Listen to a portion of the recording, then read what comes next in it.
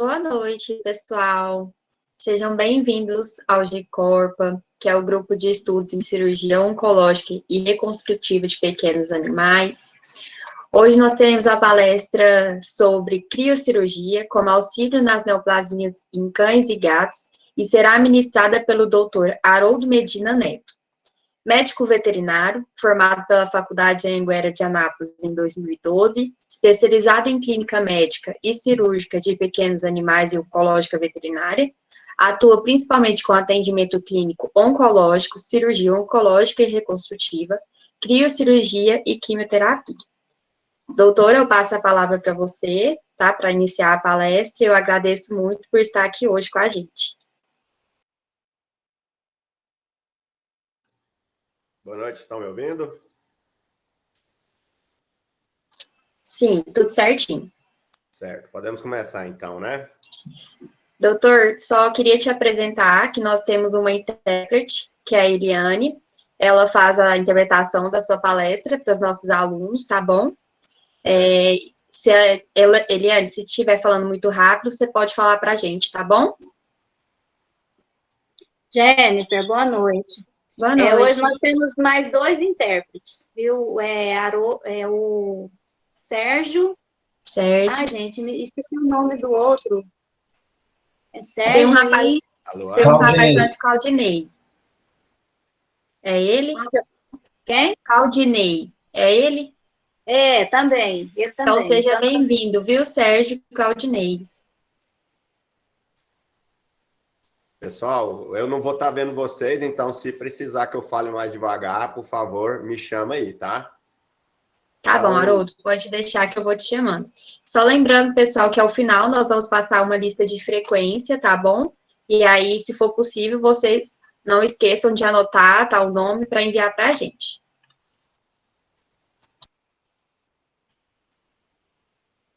Só vou abrir os slides aqui, a gente já conversa.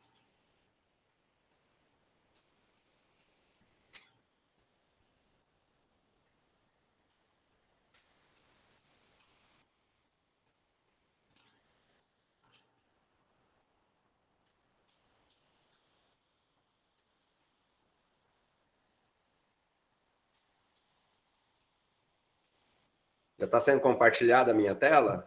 Sim, está sendo compartilhada. Só você aumentar o modo apresentação e vai ter uma mensagenzinha que, se você puder ocultar para a gente, isso, obrigada. Pessoal, em primeiro lugar, boa noite. Gostaria de agradecer o convite para estar com vocês hoje aqui. Eu espero poder ajudar vocês de alguma forma com o que eu tenho para falar para vocês. Apesar de saber que a gente tem um tempo reduzido para um assunto que é bem extenso, né? Então, acaba que a gente tem que resumir bastante e para ficar algo interessante, mais prender um pouco mais a atenção de vocês, acaba que eu tenho que falar de forma mais superficial com alguns conceitos que normalmente a gente aprofundaria, tá? Mas eu estou aqui hoje para falar para vocês de criocirurgia, né? A utilização da criocirurgia na minha rotina, principalmente, né, para tratamento de neoplasias, mas a gente tem bastante utilização também para problemas dermatológicos, tá? Inclusive, hoje, a maior utilização dela, na verdade, é para esse tipo de problema. Então, assim, a criocirurgia, ela pode ser empregada para tratamento, como eu citei, de vários problemas, né? Os principais hoje em dia são os dermatológicos, mas também podem ser utilizadas para problemas oncológicos de forma curativa, adjuvante ou paliativa, a depender do que a gente está lidando, tá?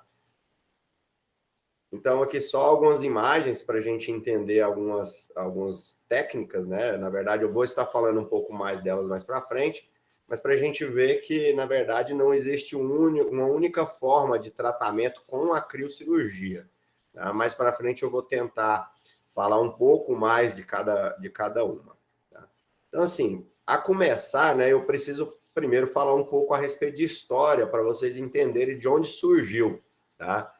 E também entender alguns termos que a gente também vai estar tentando explicar aqui de forma mais simples, né? Então, assim, a crioterapia, na verdade, ela é utilizada há muito tempo, tá? Há relatos aí de antes de Cristo a utilização da terapia para tratar diversas enfermidades. Muitas delas eram enfermidades adquiridas em batalha, em guerra, né, para conter hemorragias.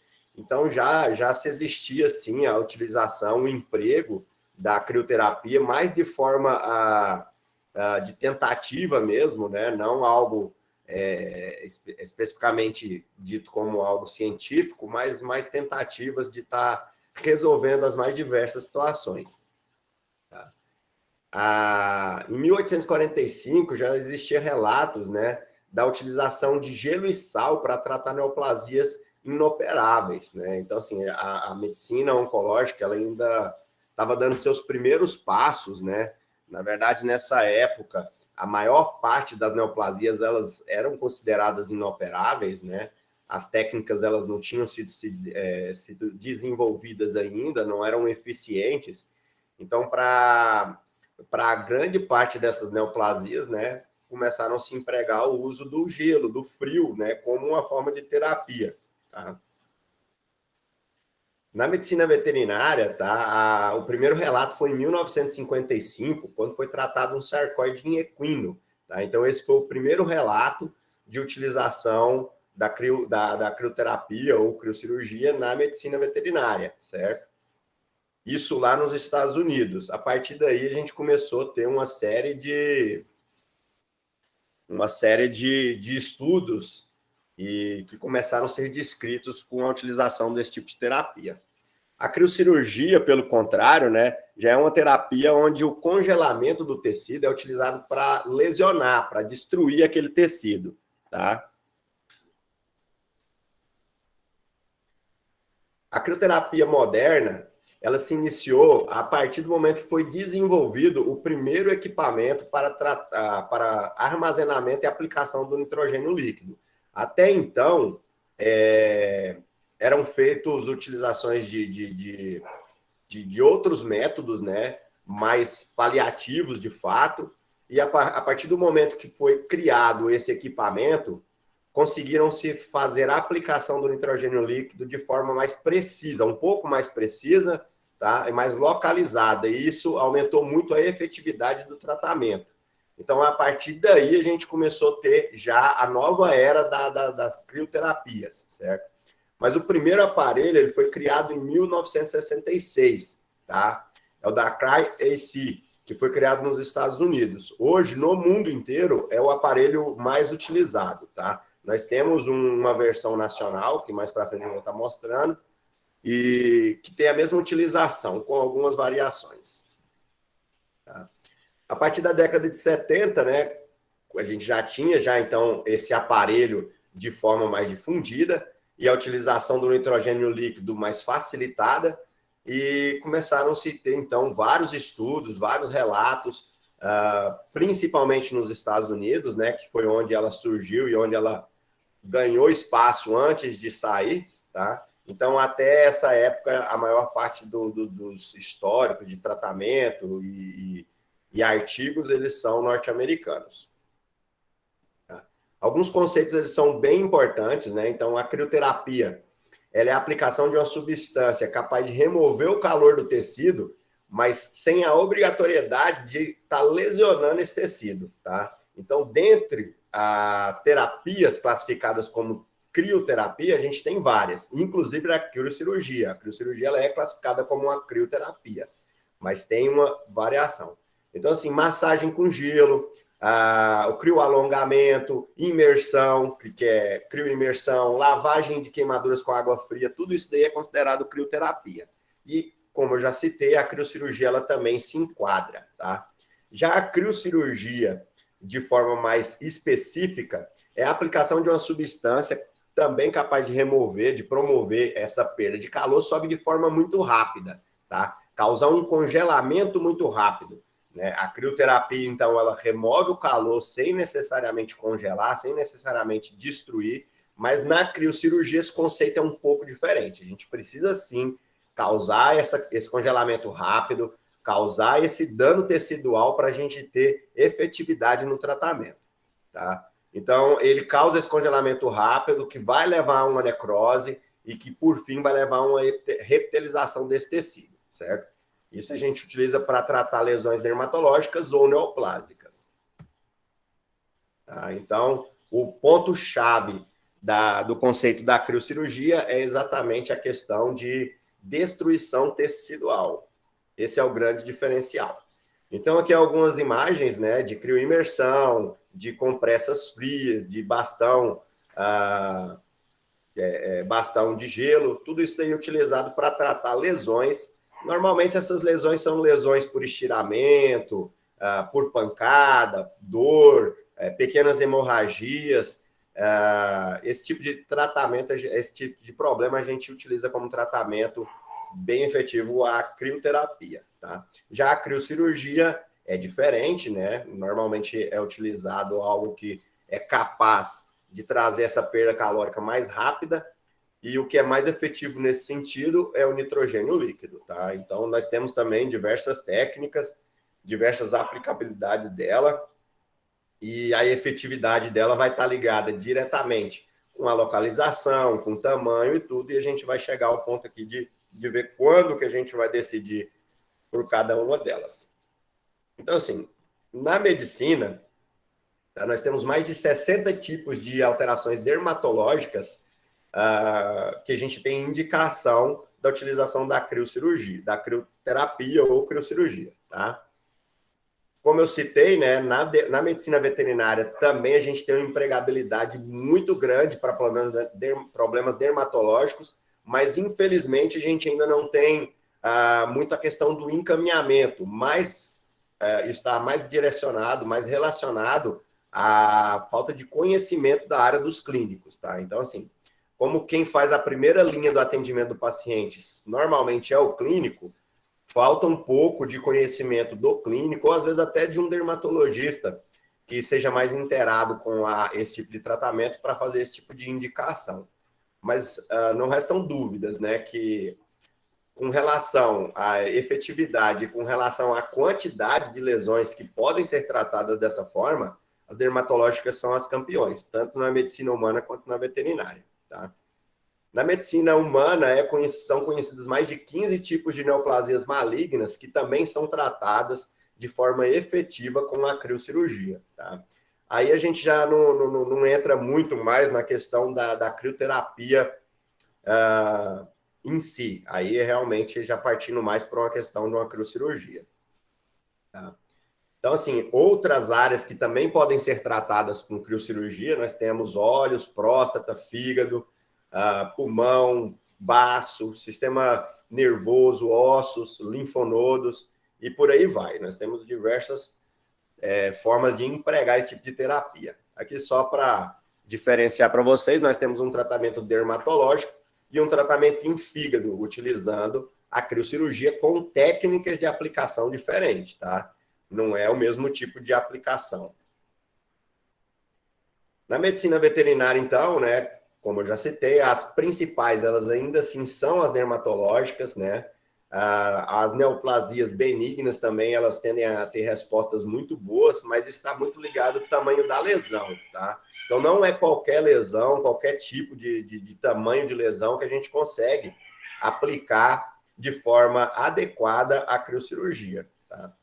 Para neoplasias malignas também a gente tem aplicações, tá? E com resultados muito satisfatórios, mas eu volto a frisar que isso está muito ligado a exatamente qual a origem da lesão, qual o tamanho da lesão, qual a localização da lesão, tá? E isso a gente vai estar vendo um pouco mais para frente, quando a gente vai optar por ela ou não, tá?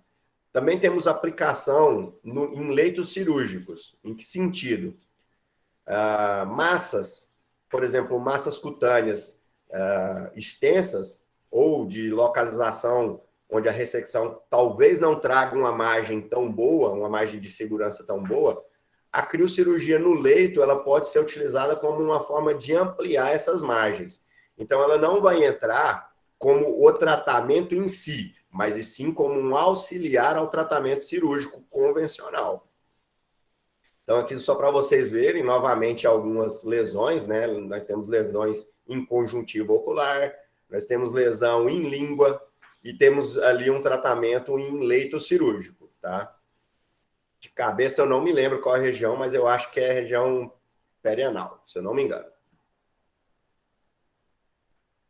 Então, para as dermatopatias, nós temos como as principais indicadas para esse tipo de tratamento as dermatites actínicas, melanoses solares, dermatopatias por lambeduras, né, aquelas feridinhas que dão muito em mão, os granulomas, que podem ser infecciosos ou não, as piodermatites profundas, aquelas crônicas, aquelas onde a gente não tem um tratamento muito fácil com a utilização de outras medicações ou de outros tratamentos, e também como um adjuvante à esporotricose, tá? E isso daí é interessante porque faz parte de diagnóstico diferencial para algumas neoplasias que são comuns, principalmente nesse caso, ao gato, tá? Então, nós temos aqui também alguns exemplos, né, de lesões, algumas localizações onde elas podem surgir e que podem ser tratadas de forma muito legal e muito segura, tá? Com a criocirurgia. Então, partindo para as oncológicas, nós temos a ceratose actínica, temos epiteliomas e mangiomas. Eu coloquei essas aqui separado de outras, né, como as primeiras, porque aqui não se trata, de fato, de doenças neoplásicas malignas. Nós temos aqui lesões benignas e também lesões pré-neoplásicas. A ceratose actínica ela é uma lesão pré-neoplásica, tá? Muito comum em animais de pele despigmentada e que passam longos períodos de exposição solar, tá? Então, na primeira imagem e na última imagem, nós temos exatamente esse caso, ceratose actínica, tá? São lesões que a gente consegue tratar com a criocirurgia de forma precoce, tá? De forma rápida, precoce, às vezes com poucas intervenções, dependendo da extensão da lesão, tá? E que pode ajudar a controlar ou atrasar o surgimento de neoplasias malignas, tá?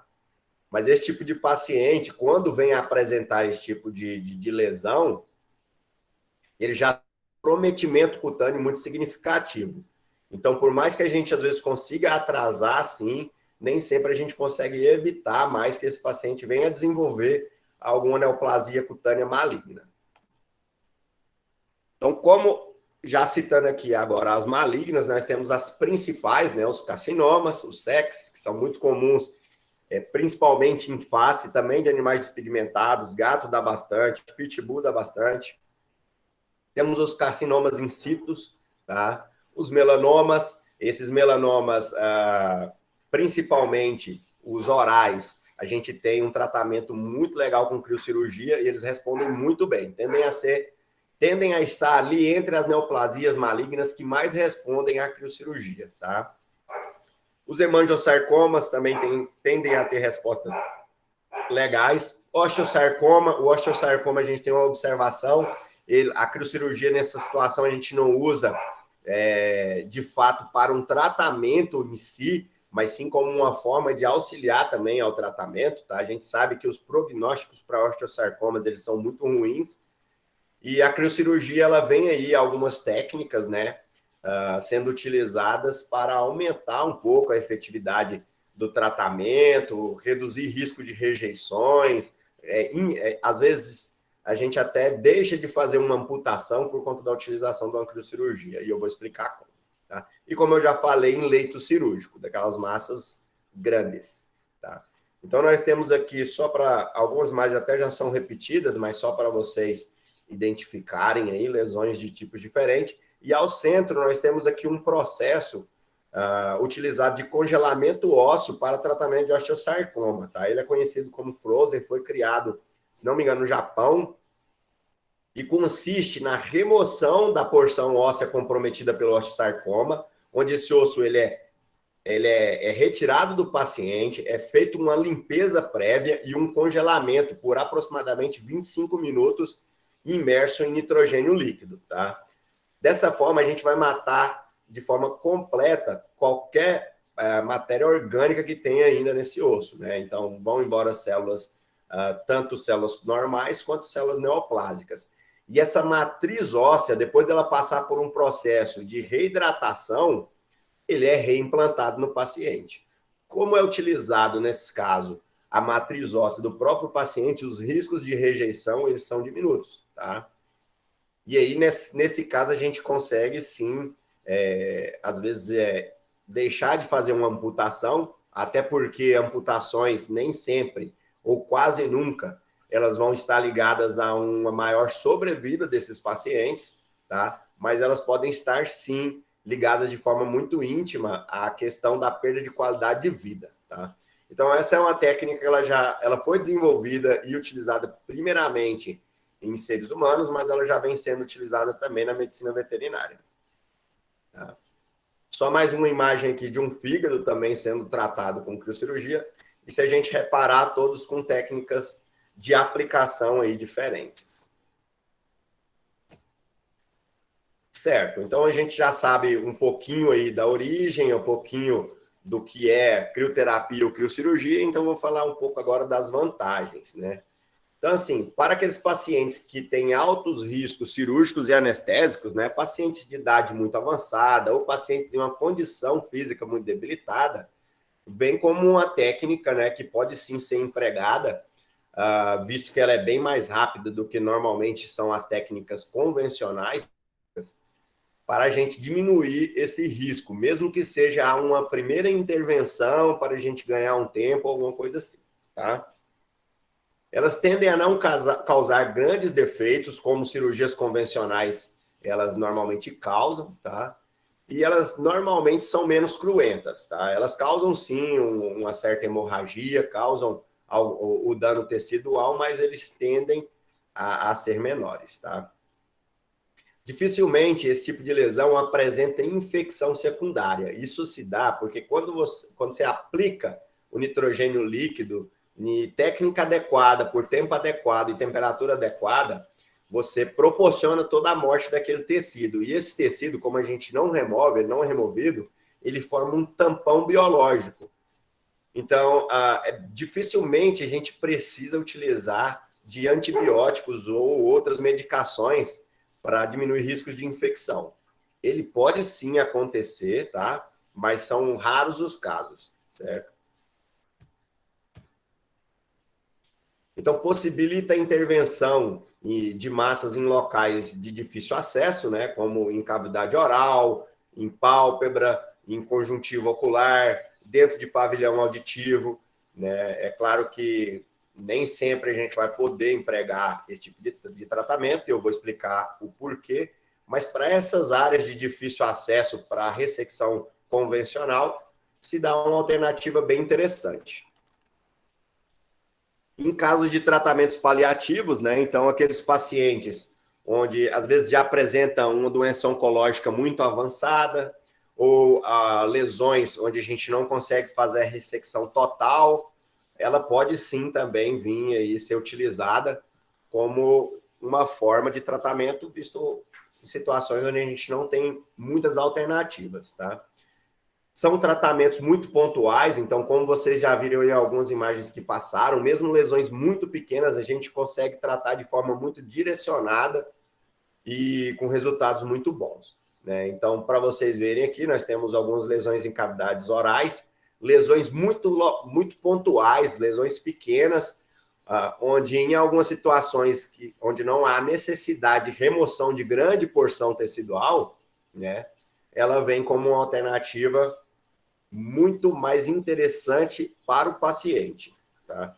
Mas ela também traz algumas desvantagens, tá? Então, primeiro, ela não é indicada para lesões muito extensas. Eu já vi em algumas situações, infelizmente, alguns colegas que optaram por esse tipo de tratamento para lesões muito grandes. E, além de você não ter eficiência na hora de aplicar e de tratar esse paciente, você ainda vai causar uma lesão muito extensa. E aí sim, um procedimento que era para ser menos cruento e que tinha como uma das suas principais vantagens essa questão de recuperação do pós-cirúrgico e procedimentos rápidos, isso acaba se perdendo em lesões muito extensas, tá? Então, técnicas, quando são aplicadas de forma inadequada, ela também pode causar danos muito piores do que a lesão primária. Então, há sempre que se observar, antes de definir qual tratamento a ser adotado, se esse tratamento, de fato, ele vai trazer benefícios, tá? Em situações onde o tratamento ele vai ser mais debilitante do que a própria lesão primária, e você ainda assim opta por esse tipo de tratamento, é um erro, tá? Não temos indicação para tratamento de neoplasias que precisam de remoção com grande margem. Então, por exemplo, não adianta, você tem um sarcoma e você quer tratar ele com a criocirurgia, você não vai ter eficiência nesse tratamento. Então, é importante a gente lembrar, mais para frente eu vou falar a questão de tamanhos também, para vocês entenderem um pouco melhor isso, tá? Mas não adianta, não é um santo graal, não é um santo remédio, e não tem empregabilidade para qualquer tipo de tratamento neoplásico, tá? Então, aqui só para vocês estarem entendendo, né? A primeira imagem se trata de uma aplicação extensa, né, de forma muito agressiva a uma lesão digital que causou uma necrose muito extensa, tá? Essa imagem número 2, apesar de dificilmente você vai encaminhar um paciente desse, por mais que você não tenha conhecimento para um tratamento com criocirurgia, né, mas eu coloco mesmo para chamar bastante atenção. E essa segunda imagem é uma imagem que eu peguei de um professor, né? Não foi ele que aplicou essa técnica, tá? Mas foi um congelamento tão agressivo numa lesão de face que ela chegou a comprometimento ósseo. Então, isso daqui interferiu de forma muito negativa na qualidade de vida desse paciente. E um paciente com uma lesão dessa, a possibilidade dele acabar sendo encaminhado para a eutanásia é muito grande. Mas para frente eu tenho foto dele, da lesão antes do tratamento, para vocês entenderem. Pessoal, minha cachorrinha vai começar a latir, vocês não dão moral, não. Tá? Então, para equipamentos, nós temos aqui a primeira, né? Que os equipamentos básicos que a gente precisa para a gente ter armazenamento, transporte e aplicação. Né? O primeiro de todos, né, para armazenamento, é o botijão, que é a unidade de conservação do nitrogênio líquido. Tá? Nós temos a unidade de aplicação, que no caso é a garrafa, mais para frente também a gente vai estar conhecendo melhor ela. E nós temos as canecas de abastecimento, que é para fazer a retirada do botijão e para colocar dentro das garrafas. As probes, nós temos as probes fechadas, temos as ponteiras, agulhas, temos os delimitadores. Eu, particularmente, não utilizo, mas existe sim a utilização dele, principalmente para algumas localizações mais complexas, mais chatas, ou para iniciantes na questão da utilização da criocirurgia, tá? E temos também a utilização de suaves. Eu, particularmente, também não utilizo o suave. O suave ele é mais utilizado como uma crioterapia, de fato, do que como uma criocirurgia, de fato, tá? Mas há, sim, também empregabilidade da utilização de suaves. E temos o agente criogênico, que é o nitrogênio líquido, que, para essa remoção rápida de temperatura e congelamento rápido, é a mais eficiente. Tá? Então, aqui só para vocês conhecerem, acredito que muitos já devem conhecer, nós temos os botijões, né? São vendidos de vários tamanhos, de várias marcas, e elas vão estar ligadas diretamente com a capacidade de manter esse nitrogênio líquido, tá? Todas elas vão estar perdendo. Então, se você não faz a utilização, ele fica quietinho, guardadinho, mesmo assim você vai estar perdendo nitrogênio, e tem que estar sempre repondo isso daí. Tá? Algumas marcas, principalmente as importadas, são mais eficientes para manter. Só um esquema de como que é o botijão, para vocês depois estarem olhando aí os slides aí e conseguirem identificar melhor e entender melhor como que é a construção. Tá? São extremamente seguros, certo? Só que você não pode, de forma alguma, lacrar de forma completa esse material, tá? Com risco até de explosões bem graves. E essa é a nossa unidade de aplicação, são as garrafas. Então, na primeira imagem, nós temos da Cryo-AC, que foi aquele primeiro equipamento criado em 1966 nos Estados Unidos. Ainda é o mais vendido no mundo, o mais utilizado, o que tem a maior quantidade de ponteiras, de probes e etc. Tá? E nós temos do outro lado a nossa versão nacional, que é inclusive a que eu utilizo. Tá? É excelente também. Apesar de ter a menor quantidade de probes próprias, existem adaptadores para você utilizar as probes da outra marca na nossa marca nacional. E todos dois são vendidos em garrafas de 350 e 500 ml. A que eu utilizo e que eu recomendo é a de 500, tá? E aqui só para vocês entenderem, né, aqui um esqueminha de algumas probes, alguns materiais que são utilizados para aplicação. Caneca de reabastecimento, não tem muito o que falar, é só para constar. E as probes, né, que aqui no caso nós temos probes, ponteiras, agulhas, o esquema aqui também do suave. Essa agulha, inclusive, vocês estão vendo ela com um adaptador, tá, para utilização no equipamento. No centro, vocês estão vendo um delimitador. E o nitrogênio líquido, que, como eu já falei, é o mais eficiente para a nossa utilização, tá? E como que, então, é causado o dano, certo? A gente já sabe que o nitrogênio é o mais eficiente, a gente já sabe que, para a criocirurgia, o congelamento ele é parte fundamental do tratamento, mas a gente precisa entender também como isso acontece, tá? Então, os estudos que foram feitos em tecidos vivos, submetidos a temperaturas de menos 20 a menos 40 graus, mostraram que eles sofrem de forma muito eficiente uma crionecrose.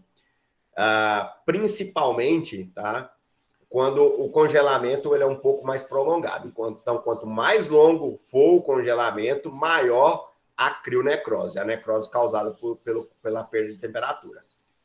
Para tratamentos neoplásicos, né, o mais eficiente fica ali em menos 50 graus. Tá? Foi até o que eu acabei de falar. Então, para neoplasias malignas, de menos 50, menos 40 graus para lá, já tem uma eficiência muito boa, mas o ideal, menos 50. Aqui a gente tem um esquemazinho de uma ponteira aberta, tá? Uma sonda aberta, onde a gente vê a temperatura, né, e como ela se perde com o distanciamento do local onde ela é aplicada. Tá? Isso daí vai ser mais importante para a gente daqui a pouco. Então, nós temos dois mecanismos, né, de dano que são causados pela criocirurgia. Nós temos o dano direto, que é o celular, e o indireto, que é o vascular. Tá? O efeito direto é onde ocorre a formação de cristais intra- e extracelulares. Também ocorre a desidratação das células, a desnaturação de proteínas mitocondriais e a inibição de proteínas citoplasmáticas, tá? A gente vai estar entendendo mais ou menos como isso ocorre. O efeito indireto ele já ocorre com o aumento da permeabilidade vascular, o extravasamento do líquido capilar, que vai resultar na hemoconcentração capilar e trombose da microcirculação. Isso vai acabar gerando isquemia do tecido e, consequentemente, uma necrose. Tá? A necrose, a crionecrose, ela também é classificada de acordo com o seu tempo. Tá? Então, a gente classifica ela em fase imediata, retardada e tardia. A fase imediata, ela ocorre quando o ciclo de congelamento e descongelamento é feito. Tá? Durante o ciclo, isso já começa a acontecer. Essas células elas vão estar sendo destruídas de forma rápida, de forma instantânea, né, no decorrer dos ciclos, tá? Causados pelo congelamento e descongelamento. Tá? A desidratação das células e a alta concentração dos solutos, ela é causada, né, já nessa fase imediata também, durante esse evento, de congelar e descongelar, tá? Respeitando algumas técnicas. Tá?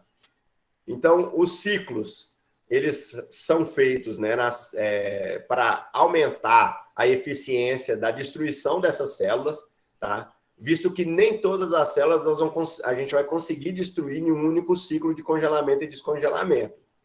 Então, por mais que às vezes a lesão não é tão grande, tá? Independe, na verdade, se é muito grande ou não, tá? Vai diferenciar um pouco a quantidade de ciclos necessárias, mas na maioria das vezes a gente nunca vai estar realizando um único ciclo, tá? Então, a fase imediata, ela está diretamente ligada com a técnica de aplicação e a velocidade de congelamento e descongelamento. Então, aqui a gente começa a entender que não é só simplesmente congelar. Existe toda uma técnica de aproximação da lesão, de tamanho da lesão, de tempo de congelamento e também de tempo de descongelamento, tá? Então, quando a gente tem congelamentos muito rápidos e descongelamentos muito lentos, são quando a gente alcança os maiores potenciais da criocirurgia, tá? Aqui a gente tem um esqueminha, né, e que explica o porquê, tá? Então, se o congelamento é muito lento, a gente acaba tendo uma perda intracelular de líquidos, e isso vai aumentar a formação de cristais extracelulares, e a própria desidratação da célula acaba protegendo ela, tá bom? Quando esse congelamento é muito rápido, a formação de cristais intra e extracelulares, ela ocorre praticamente junta, e isso acaba impedindo essa perca de líquido por meio extracelular. E a própria formação dos cristais, por mecanismos de perfuração, vão estar levando à destruição dessas células, tá? A fase retardada, ela também é conhecida como vascular, e ela já começa a ocorrer poucas horas após o final do tratamento com a criocirurgia, tá? Nessa fase, as principais alterações são de aglutinação, tamponamento, de aderência de células entre si e também nas paredes dos vasos, a formação de trombos e isquemia, hipóxia, o que vai levar também à mudança de pH e morte celular. Então, aqui eu falei de forma mais extensa, né, o que vai causar esse mecanismo. A gente pode reduzir ela para ficar de mais fácil entendimento, né, como a isquemia causada principalmente pela destruição da vascularização periférica, né? É claro que ela vai levar a todos esses processos que eu citei, mas basicamente é isso. Então, quando a gente faz o congelamento, assim como eu destruí a célula neoplásica, destruir a célula normal do tecido adjacente, tá? A gente também vai estar destruindo a vascularização, que vai levar a essas alterações e, consequentemente, a uma necrose por isquemia. Tá? E a fase tardia, essa é bem interessante, tá? Ela ainda se trata de uma hipótese, mas a hipótese diz que a liberação, né, na corrente sanguínea de substâncias presentes dentro dessas células neoplásicas, elas vão estar sensibilizando o sistema imunológico, né, a combater essas células remanescentes. Então, é sim uma fase muito interessante. Já vem alguns estudos provando que ela existe, ela tem sua eficiência, mas é claro que eu volto a falar que a criocirurgia ela não é o santo remédio, o salvador de todos os problemas que a gente não consegue resolver de formas convencionais, tá? Mas então a gente tem aí essas fases, né? Então eu até costumo falar para o cliente na hora que eu estou explicando a respeito da criocirurgia, que a gente tem 3 fases onde de fato vão ter efetividade em tratamento. Então nós temos a imediata, destruição celular pelo congelamento, a retardada, que é a perda da vascularização, hipóxia tecidual e crionecrose, e a tardia, que é a resposta do sistema imunológico à liberação de algumas substâncias que estão presentes nessas células.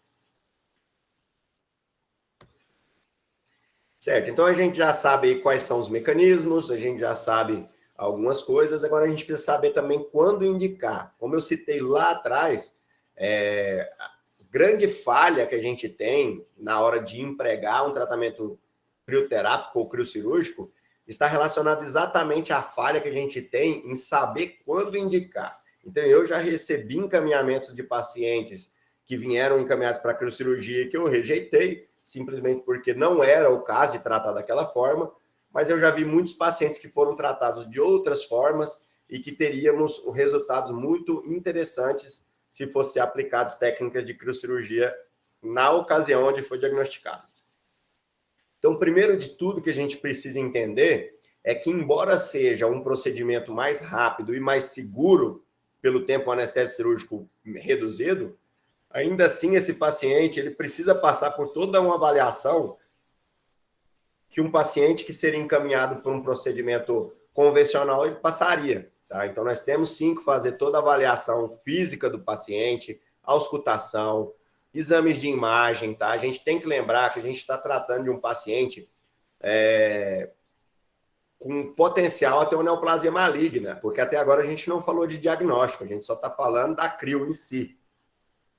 Então, se eu estou tratando um paciente que ele chega para mim com essa suspeita, com essa possibilidade, esse paciente ele deve ser estadiado como qualquer outro seria. E antes de ser encaminhado para o procedimento de criocirurgia, se for necessária anestesia inalatória, anestesia geral, a gente precisa sim de uma avaliação completa desse paciente.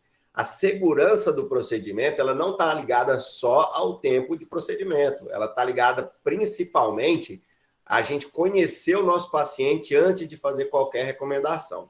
Tá? Isso vale para qualquer coisa, vale até para uma castração eletiva que vocês vão estar pegando aí na clínica, você tem que fazer uma avaliação completa. Tá certo que alguns exames talvez eles não sejam necessários quando a gente vai comparar esse tipo de paciente. Então, sabendo disso, a gente tem as formas de diagnóstico, tá? Sempre, pessoal, antes de indicar o tratamento, seja ele cirúrgico convencional, seja ele criocirurgia, seja ele qualquer outro, quimioterapia, qualquer que seja, o indicado é a gente ter conhecimento do que a gente está lidando antes de fazer de forma às cegas, né, esse tratamento. Porque basicamente é isso. Se você não conhece o que trata, você está tratando às cegas. E o risco de você estar tratando de forma errada, ele é potencializado. Então, nós temos como primeira linha de diagnóstico, né, para essas massas, a citologia. A citologia eu sempre explico também, é um exame de triagem.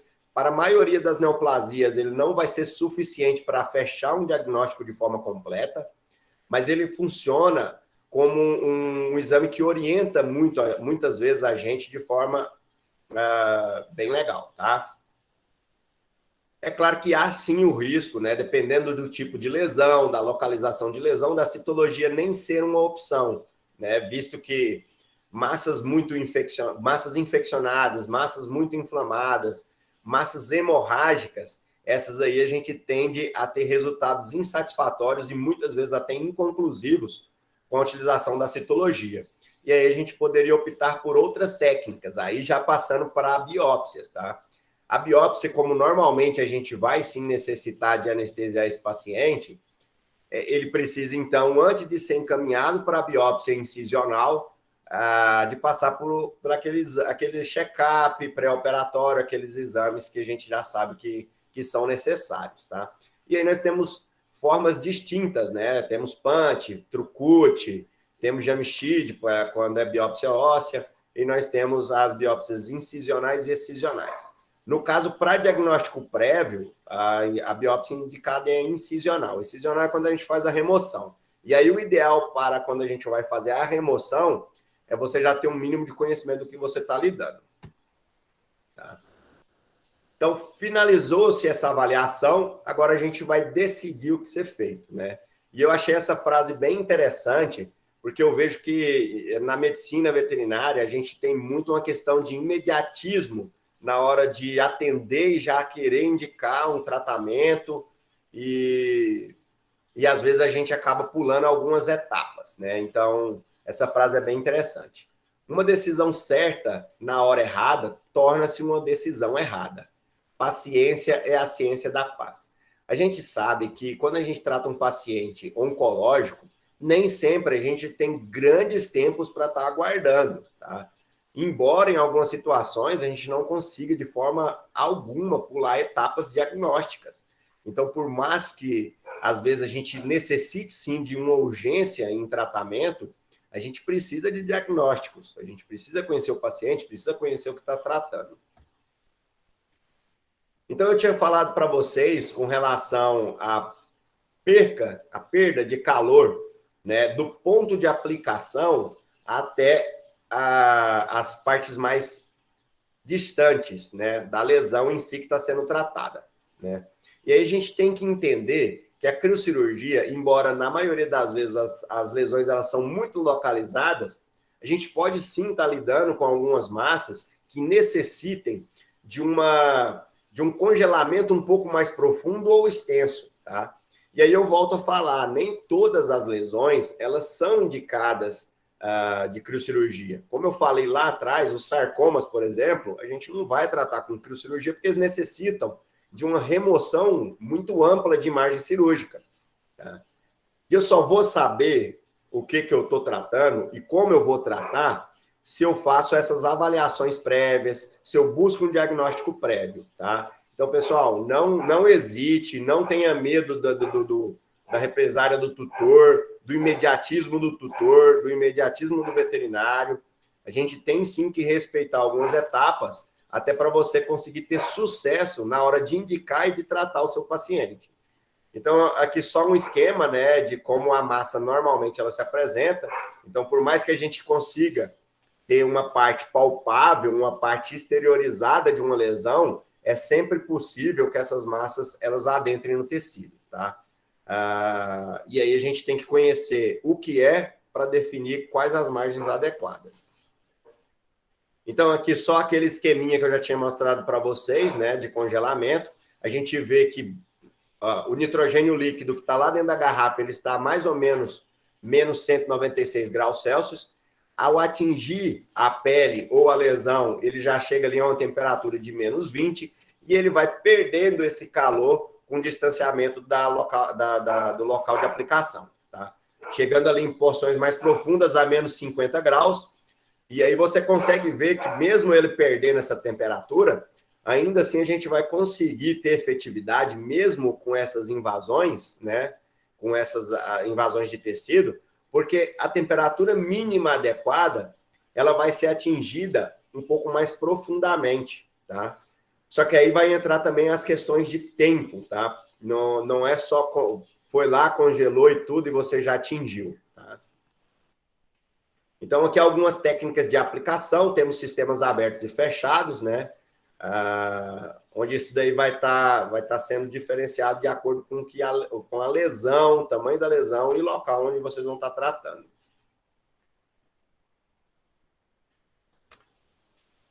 Então, aqui só algumas localizações e formas de aplicação. A primeira imagem a gente já vê uma lesão pontual em orelha de um cachorrinho Shih Tzu, que eu tratei. Era uma lesão benigna, a gente já tinha feito o diagnóstico dessa massa, e para evitar uma cirurgia onde teríamos que dar ponta, uma cirurgia mais extensa, a gente optou por uma criocirurgia, e essa lesão teve uma recuperação muito legal, tá? Novamente, uma imagem ao centro de uma criocirurgia em leito para ampliação de margens, né? Como falei para vocês já, e aplicações com probe aberta em focinho de um gato, e aplicações com probes fechadas ali, você vê na mão de um cachorrinho.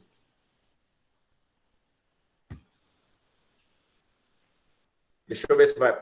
eu coloquei alguns vídeos aqui para vocês entenderem como é a aplicação. Então, a primeira aplicação aqui, a gente tem o sistema aberto, nós temos as ponteiras abertas, elas são graduadas em tamanho, então também depende muito do tamanho da lesão, você vai estar optando por uma ponteira ou outra, né?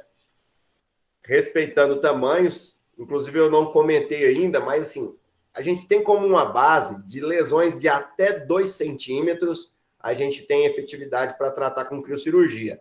Acima disso daí, já começa a se perder na questão da eficiência daquele congelamento rápido que eu citei. O ideal é que a gente consiga congelar a massa de forma rápida e de forma que eu não precise ficar movimentando muito a minha sonda, a minha probe, tá? Deixa eu ver se vai passar aqui. Tá sem som, mas aí só para vocês verem, eu acho que vocês conseguem ver aí o congelamento. Ele é bem rápido, a pele já fica branca, tá? Esse congelamento, normalmente, a gente vai estar realizando entre 10 e até 20 segundos, então você vê que esse congelamento tem que ser muito rápido, e a manutenção desse congelamento ela vai ser feita por aproximadamente 1 minuto, onde a gente vai estar fazendo de forma seriada a aplicação de novos jatos, a fim de não deixar essa massa iniciar o processo de descongelamento, tá? E o descongelamento, como eu já citei, que também é uma parte muito importante do ciclo, a gente vai estar realizando ele, ou pelo menos esperando que ele seja realizado em torno de 2 minutos. Lembrando que você vai estar tendo uma variação. Por exemplo, quando você vai fazer uma aplicação de uma lesão de até 2 centímetros em pele, a gente consegue, de forma bem padronizada, tá? Tá tendo esse congelamento nesse tempo de 10 a 15 segundos, o descongelamento em 2 minutos. Quando a gente vai tratar massas hemorrágicas ou principalmente massas em mucosa, principalmente a oral, esse descongelamento ele tende a ser um pouco mais rápido, tá? Exatamente por questões de umidade, por questões de irrigação do tecido, por questões que normalmente, mesmo durante os ciclos que a gente está realizando, a gente já começa a ter hemorragias. Então, essas massas tendem a não respeitar o tempo de descongelamento adequado. Então, aqui só para mostrar para vocês um delimitador, tá? Aqui a gente fez a aplicação sem uso de delimitador, a gente tem uma marquinha ali para demonstrar a área que deve ser congelada, e você vê que você realizando o procedimento com a ponteira adequada, por tempo adequado e com um distanciamento adequado, você não vai estar ultrapassando de forma significativa as margens necessárias.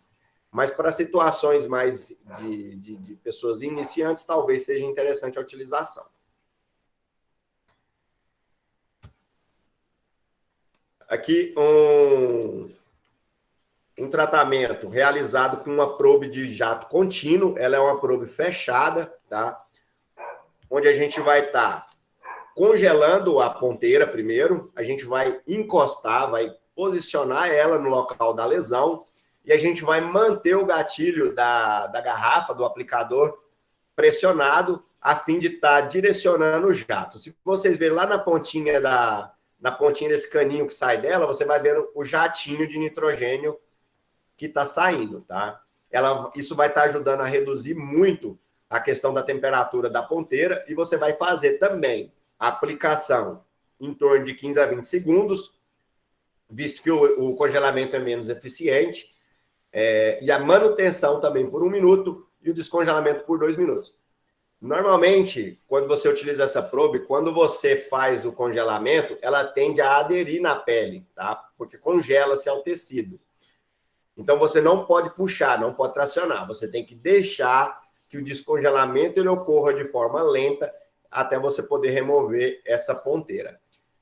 Esse tipo de tratamento com esse tipo de probe é mais utilizado para lesões cutâneas pequenas e superficiais. Nós temos também o cryo peeling, tá? Isso aqui algumas mulheres já conhecem, é bastante utilizado na área dermatológica, na estética de pessoas, mas a gente utiliza na medicina veterinária principalmente para tratamento de lesões pré-neoplásicas, né? Normalmente são lesões tratadas em região de abdômen de animal despigmentado. São aquelas lesões que eu mostrei para vocês lá no começo. Então, a gente vai estar definindo em quadrantes a área a ser congelada. Esse congelamento ele é feito de forma muito superficial, muito rápida. A técnica não é igual às anteriores que eu citei. Tá? Vou passar mais uma vez para vocês verem como que é rápida a aplicação. Então, você começa a congelar, ficou branquinho, você já vai mudando, certo? Isso daí é só para causar uma descamação superficial da pele, tá? Isso daí não é para tratamento específico de neoplasia maligna. E aí, uma outra utilização do cryo peeling é no leito cirúrgico, tá? Aí a gente pode utilizar no leito.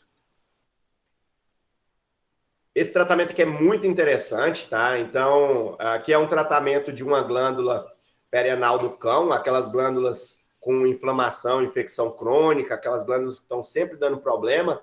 Nós sabemos que em algumas situações é necessário a remoção, a destruição desse tecido. Mas além de ser um local de alto risco infeccioso posterior à cirurgia, é uma cirurgia muito cruenta, muito dolorida. Então, não é uma cirurgia simples do ponto de vista de recuperação do paciente. E aí aqui é uma técnica muito interessante, onde a gente vai ter uma recuperação muito mais rápida desse paciente, tá?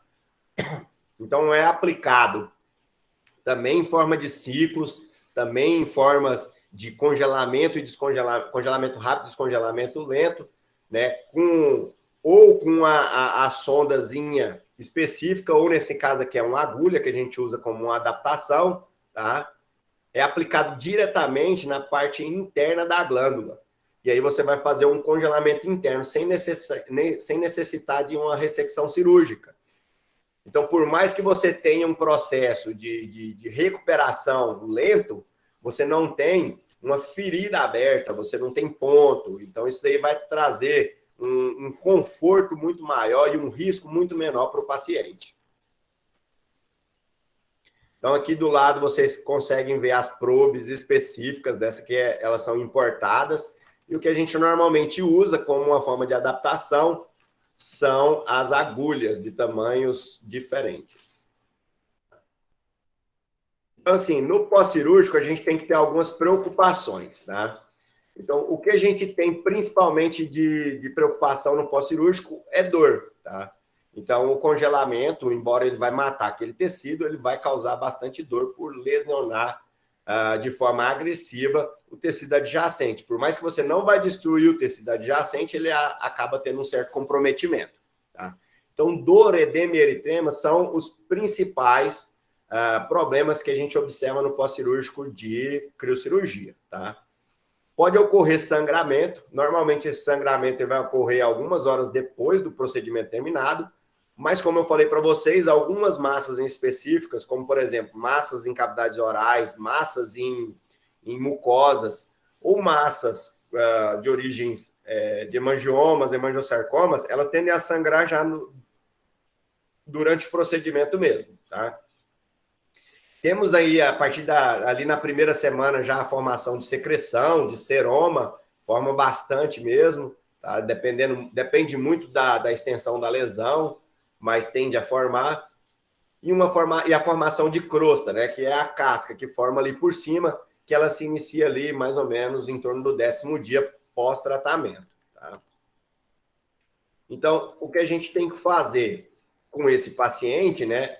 É exatamente de acordo com o que ele apresenta, a gente vai estar cuidando dele. Então, o principal é a analgesia, certo? Como eu já falei, o uso de antibiótico terapia para esse tipo de paciente é muito raro, tá? Mas a analgesia é sempre. Então, é indispensável esse paciente já sair ali do centro cirúrgico já com um protocolo bem estabelecido de analgesia, certo? A limpeza da ferida, ela é muito importante, né? Por mais que os riscos de infecção são pequenos, não tem por que deixar uma lesão suja.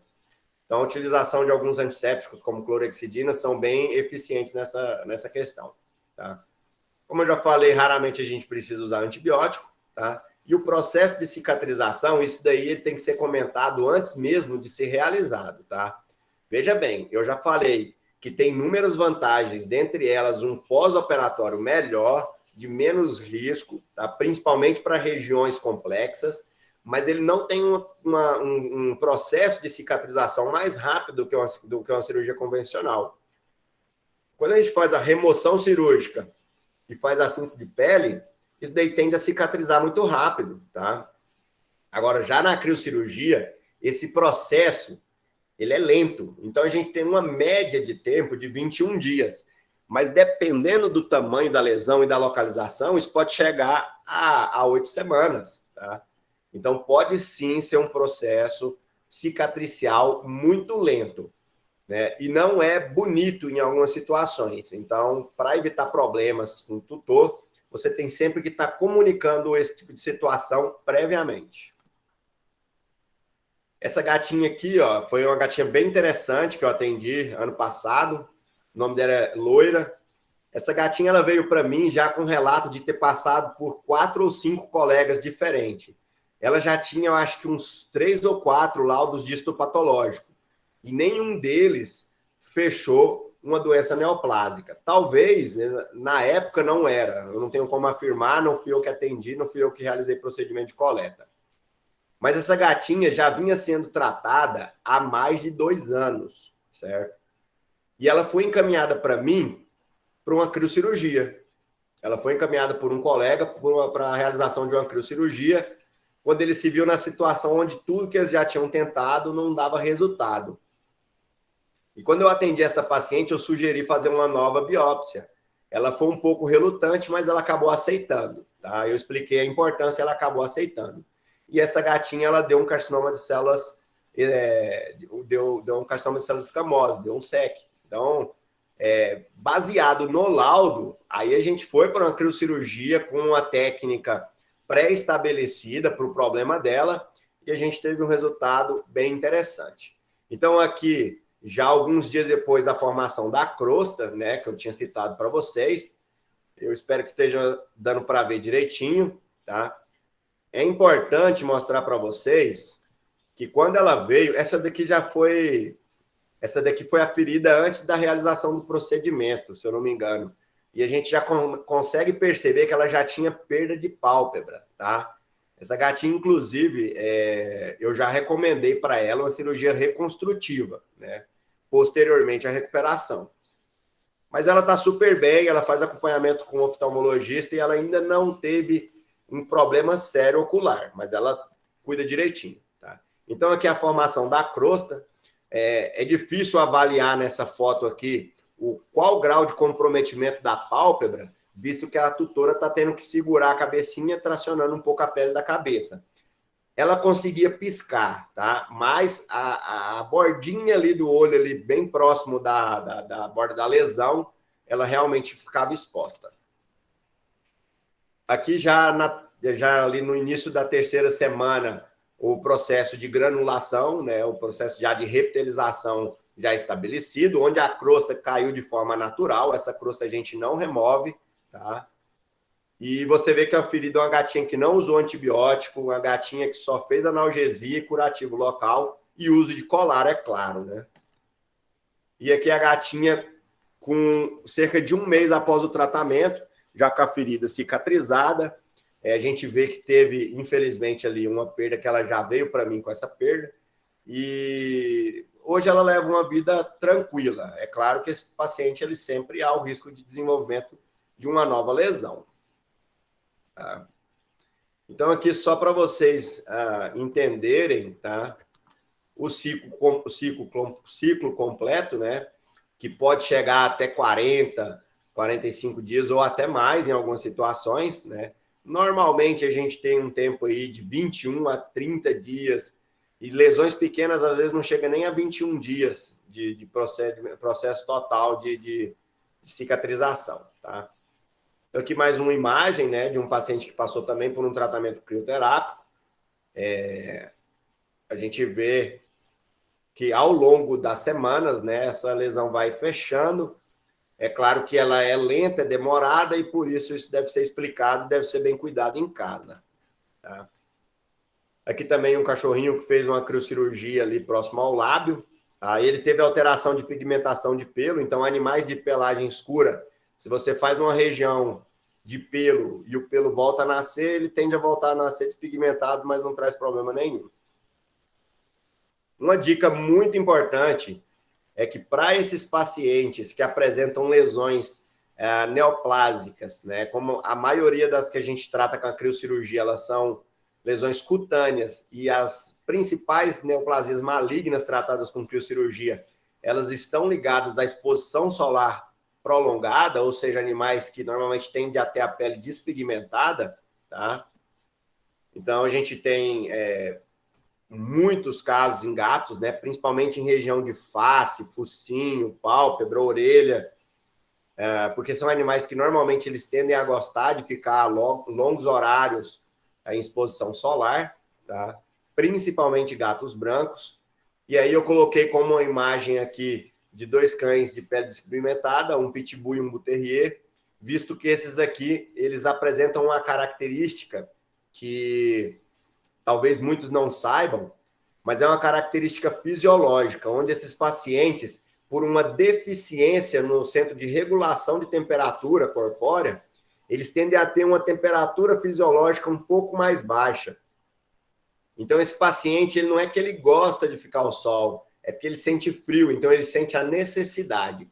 Então, a dica que fica é que para esses pacientes, por mais que as lesões possam ser pré-neoplásicas ou possam ser lesões neoplásicas em que já estão em tratamentos, o principal para esses pacientes é remover da exposição solar. De pouco adianta você tratar esse paciente se a rotina dele não for alterada, tá? A tendência é você estar tratando esse paciente constantemente e a lesão voltando constantemente. Não necessariamente a mesma lesão, tá? Então, assim, esse paciente, às vezes ele chega para você com 7, 8 anos, com já lesão em face, em abdômen, em outras regiões. E mesmo as regiões onde não haja comprometimento visível, a gente tem que lembrar que ele tem 7, 8 anos de exposição solar. Então, a lesão que é necessária para o desenvolvimento de uma neoplasia naquela região, às vezes ela já foi adquirida pelo tempo que ele passou ali durante a vida nessa rotina, tá?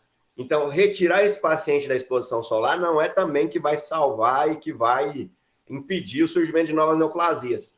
Mas você pode retardar o surgimento das mesmas, tá? E há também a utilização de protetores solares, tá? Só que, assim, o mais eficiente, não resta dúvidas, é tirar da exposição solar. Por mais que o tutor seja cuidadoso, ninguém vai ficar fazendo protetor solar, ninguém vai conseguir passar de forma adequada esse protetor solar, e os custos também tendem a ser muito altos. Então, não adianta a gente se apegar ao achismo de que o paciente vai receber de forma adequada esse tipo de produto. Então, aqui, mais uma vez, alguns erros, né, que a gente pode visualizar. Como eu já falei, lesões muito extensas, elas não têm indicação de criocirurgia. Esse gatinho aí, infelizmente, é partir para técnicas mais radicais e empregar técnicas reconstrutivas, né, técnicas de cirurgia plástica, erros de aplicação, e às vezes o erro está em tratar algo que não necessariamente deveria ser tratado daquela forma.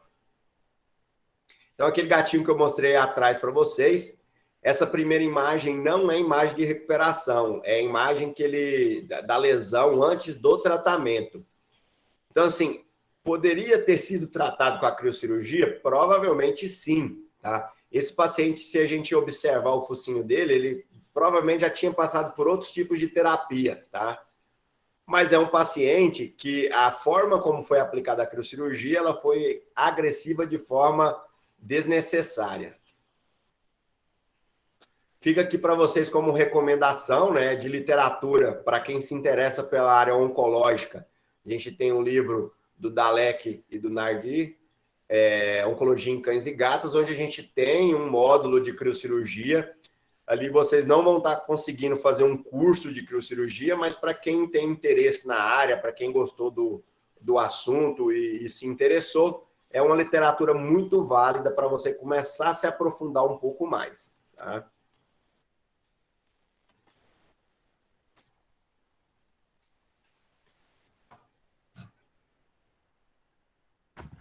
Muito obrigada, doutor Haroldo. Sua palestra foi excelente, bastante esclarecedora acerca da criocirurgia. Obrigada por estar aqui, por ter aceitado o nosso convite, né? E por ter passado tanto conhecimento. Foi muito bom. E eu vou passar um pouquinho das perguntas que foram feitas ao longo da palestra, tá bom? Certo. Tá. A primeira pergunta que nós temos é da Yane Gonçalves. Ela pergunta assim: pela dispersão da temperatura, pode-se dizer que ocorre uma margem cirúrgica? Sim, ela ocorre. Como no esquema que eu mostrei para vocês anteriormente, da questão da profundidade, a gente atinge sim a margem cirúrgica. Por isso, pessoal, é extremamente importante a gente estar conhecendo a lesão a ser tratada para a gente identificar se aquele tipo de lesão a gente consegue atingir essa margem com a criocirurgia, tá? Assim, de forma bem reduzida, às vezes a gente costuma achar que para tratamento de neoplasia existe uma receita de bolo, existe um padrão, e nós não temos isso. Nós podemos ter lesões mais superficiais ali, que necessitem de remoção com margens cirúrgicas de 1 a 5 centímetros em lateralidade. Eu nem estou falando em profundidade. Por isso, dá importância de conhecer o tipo de lesão que você está lidando para você indicar um tratamento adequado. Certinho. Nós recebemos uma pergunta privada do Yesser. A utilização da criocirurgia, ela está bem difundida ou ainda está sendo idealizada?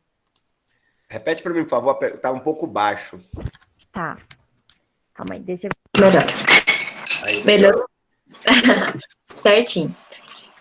O Yesser perguntou assim: a utilização da criocirurgia está bem difundida ou ainda está sendo idealizada? A criocirurgia hoje, ela já é bem conhecida, tá? Na medicina humana, ela é muito difundida. Na medicina veterinária, a gente tem praticamente em todas as cidades aí, a gente já tem alguém que trabalha. Nós temos aqui no interior de Goiás alguns colegas meus que trabalham com criocirurgia. Temos em Anápolis, temos em Jataí. Então, assim, conhecida ela é. O que falta, às vezes, Jennifer, é o conhecimento do clínico. Visto que, assim, ó, eu trabalho com oncologia, trabalho com a criocirurgia, eu trabalho com técnicas reconstrutivas. Mas a maior parte dos meus pacientes, eles não vêm direto a mim, eles vêm indicados por alguém. Então, é de extrema importância, tá?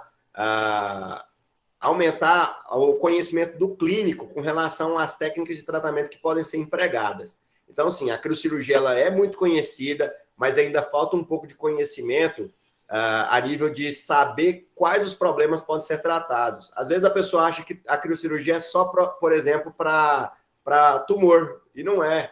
A gente tem uma empregabilidade para diversos tipos de lesões cutâneas. Na dermatologia, talvez, ela tem ainda mais empregabilidade do que na oncologia. Mas por falta de conhecimento e de encaminhamento, eu acabo tratando mais pacientes com problemas oncológicos. Certinho.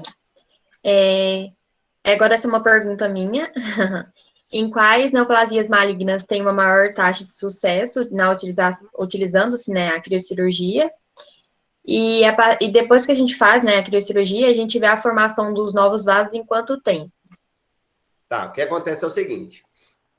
Para neoplasias malignas de tamanho reduzido, ou seja, aquelas que a gente consegue diagnosticar de forma precoce, qualquer tratamento estipulado, ele vai ser mais eficiente, certo? Esse é o primeiro ponto. Para a criocirurgia, especificamente, a gente tem como, dentre as neoplasias que tendem a responder de forma mais eficiente, os melanomas, tá? Então, por exemplo, melanomas orais de tamanhos adequados, eles tendem a ter respostas muito boas. Os melanomas cutâneos também tendem a ter respostas muito boas, visto que os melanócitos, eles são muito sensíveis ao frio. Então, isso é uma característica da célula que origina o tipo de tumor. Ele já tem essa sensibilidade. Por isso, tende a ser um tumor que ele responde bem à criocirurgia. Mas eu volto a falar que tem a questão de tamanhos. Os carcinomas, né, eles tendem a responder muito bem também, tá? Os carcinomas de células escamosas, os carcinomas in situ, que são aqueles mais localizados, eles tendem a responder muito bem, tá? Basicamente, essas malignas são as principais. E aí a gente tem as benignas que praticamente todas elas respondem de forma satisfatória. E qual foi a outra pergunta? Vascularização, né? Depois de quanto tempo da criocirurgia aparecem os novos vasos? Tá. A destruição da vascularização, Jennifer, primeiro a gente tem que entender que a destruição não é uma destruição que compromete tecido adjacente, tá? Embora a criocirurgia ela me traga, sim, uma margem de segurança, ela não é uma margem ampla. Por isso que para neoplasias que necessitam esse tipo de margem, o tratamento é cirurgia convencional, tá? Então, ela causa, sim, uma destruição mais periférica à massa. Basicamente, você vai estar destruindo aquela microvascularização que vai estar irrigando o tumor. Então, não tem tanta importância o tempo que ela vai estar sendo revascularizada. Mas, assim, é um procedimento que ele ocorre rapidamente. Então, ali, a partir da segunda semana, a gente já começa a ter, de forma bem significativa, uma vascularização do tecido, tá? A vascularização em si, ela retorna muito rápido, tá? Mas lembrando que a destruição ela é de microvasos. A gente não causa destruição de vasos muito importantes, tá? E aí essa microvascularização ela se regenera de forma rápida. Certinho. Temos uma pergunta agora da Olivia, na verdade, duas perguntas da Olivia. Ela pergunta assim: depende da temperatura para a pele tirar a neoplasia, mudar a cor para branco ou normal? É isso mesmo, depende da temperatura para a pele. Eu acho que assim, depende da temperatura na pele para tirar a neoplasia, ela muda para branco ou normal? Acredito que a pergunta seja assim. Eu não sei se eu entendi bem a pergunta dela. Mas se ela estiver perguntando algo, se demora muito, por exemplo, o tumor que a gente tratou, para ele cair ou sair, alguma coisa assim, aí ele vai estar dentro daquela fase de intervalo ali entre 14 e 21 dias, tá? Se ela estiver perguntando da mudança da pele durante o ciclo, tá? Por exemplo, eu tenho a minha coloração de pele, a neoplasia de uma determinada cor, e o congelamento causar o embranquecimento dela pelo congelamento, isso acontece ali em questão de segundos, tá? 10, 12 segundos, a pele já muda de cor. Dela sair do branco e voltar para a coloração normal, né? Visto que ela nunca vai voltar normalzinho, porque vai ter destruição de vaso, ela vai ficar mais avermelhada. Mas para ela deixar de ficar branquinha e voltar a um pouco mais à normalidade, isso aí vai estar ali em torno de 1 minuto e meio a 2, dependendo de quão agressivo você foi no congelamento. Então, assim, eu não sei se eu entendi muito bem a pergunta dela. E não sei também se eu consegui responder a dúvida dela. Talvez ela poderia falar para a gente aí se era isso, e se não, ela reformular aí para a gente que eu respondo de novo. Claudinei, no caso, você que está fazendo a interpretação agora, né? Eu acredito que sim.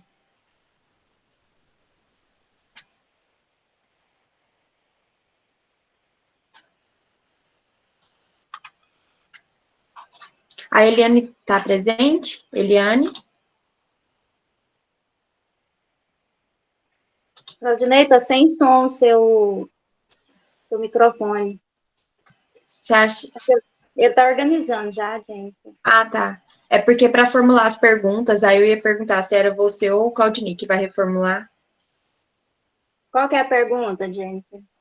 A segunda pergunta da Olivia, ela perguntou assim, ó, depende pele, se grave, dar para tratamento para cirurgia? Dependendo do estado da pele, é possível fazer o tratamento da cirurgia, igual, por exemplo, às vezes está com uma grande necrose, uma inflamação, uma infecção mais grave. Eu acho que seria isso mesmo que ela está perguntando, que eu entendi dessa forma. Eu acredito que pode ser. Tá, no caso de tratar lesões inflamadas e infeccionadas, isso vai tá dependendo muito da extensão, né? A criocirurgia para tratamento de neoplasias, ela vai ser um tratamento para lesões mais pontuais, não são lesões grandes ou extensas. E a inflamação extensa ou infecção da massa vai influenciar na eficiência do congelamento. Então, se a massa ela estiver muito inflamada ou com infecção muito extensa, talvez seja mais interessante tratar ela previamente, melhorar a condição para você iniciar um protocolo de crioterapia, criocirurgia. Certinho. E agora nós temos a da Luana. Ela perguntou quanto tempo que pode ficar no sol, eu acredito. Mas é após a criocirurgia ou antes, Eliane? Eu imagino que ela deve estar falando do paciente com pele despigmentada e que tende a ficar a longos períodos, né? Foi assim, isso que eu entendi também. Quem tem esse tipo de animal, principalmente pitbull e bull terrier branco, já deve ter notado que o animal, às vezes, passa o dia inteiro no sol. É aquele animal que está lá o sol de meio-dia, 1h da tarde, esturricando, e o cachorro está com a barriga para cima lá, pegando o sol. Como eu já expliquei, é uma questão de uma deficiência no centro de regulação da temperatura corpórea do paciente. Isso é uma condição genética deles. Então, esse paciente não tem uma quantidade de tempo de exposição solar segura, principalmente se for um animal que ele já tem relato de neoplasia ou de lesões pré-neoplásicas. Agora, se eu tenho um filhote nessas condições de raça e de coloração e que tem essa possibilidade de ter essa condição fisiológica, a gente tem que lembrar que os tempos de exposição solar seriam praticamente os mesmos indicados para uma pessoa de pele despigmentada, uma pessoa de pele branca, tá? São aqueles horários onde o sol não tem uma incidência de raios muito forte, tá? Esses animais, a pele despigmentada é muito sensível, então é muito fácil sofrer ali algumas agressões que vão estar desencadeando esse tipo de lesão ao longo dos anos. Então, a recomendação de exposição solar, se você tem um animal nessa condição e ele é jovem, não tem ainda um problema, é ficar exposto só naqueles horários que são adequados para a gente também, até 9, 9h30 da manhã, depois das 4h30 da tarde, tá? Só que não é o que a gente vê. Esses animais, às vezes, passam o dia inteiro exposto ao sol. Então, essas foram as perguntas, tá bom, Haroldo? Novamente, eu volto a reforçar, muito obrigada por ter aceitado o convite, né, em nome do grupo. Foi muito boa a palestra. Pelo visto, o pessoal também gostou muito aqui no chat, falou que estava de parabéns, que foi muito bom, que amaram a palestra. Então, assim, se sinta à vontade, sempre que você quiser voltar, tá bom? E foi muito bom mesmo. E, pessoal, o link de frequência já está aí para assinar, tá bom? Vocês podem assinar e enviar para a gente que nós vamos contabilizar. Pessoal, eu queria agradecer, então, vocês ao convite, agradecer também a quem está assistindo aí, quem teve paciência para assistir. Espero ter podido passar um pouco a respeito da criocirurgia para vocês, espero ter suprido aí as expectativas, né? Plantado a sementinha aí na cabeça de cada um aí, que é uma área aí, a oncologia em si é uma área muito bonita, é uma área que tem muito espaço e que carece ainda de muito crescimento, tá? Eu espero aí que pelo menos alguns aí se interessem um pouco mais, e mesmo quem não se interessa, às vezes a pessoa gosta da parte de clínica médica mesmo, é importante a gente ter conhecimento até para você proporcionar um encaminhamento ou um tratamento melhor para o seu paciente. Agradeço o convite, eu estou à disposição, sempre que precisar aí, me comunicando como foi agora de forma anterior, né? A gente consegue sim se programar, tá? Obrigado, Jennifer, obrigado a todo mundo. Obrigada a você. E qualquer dúvida, tem meus contatos aí também, eu passei os slides para a Jennifer. Se tiver dúvidas, pode me mandar no WhatsApp, no Instagram. Às vezes demora um pouco, mas a gente responde. Tá bom? Certinho. E muito obrigada aos intérpretes, né, que ajudaram a Eliane, ela também está agradecendo muito. Muito obrigada, pessoal. Muito importante que vocês estejam aqui na nossa palestra, fazendo parte, tá? Muito obrigada a todos e tenham um bom finalzinho de noite. Boa noite.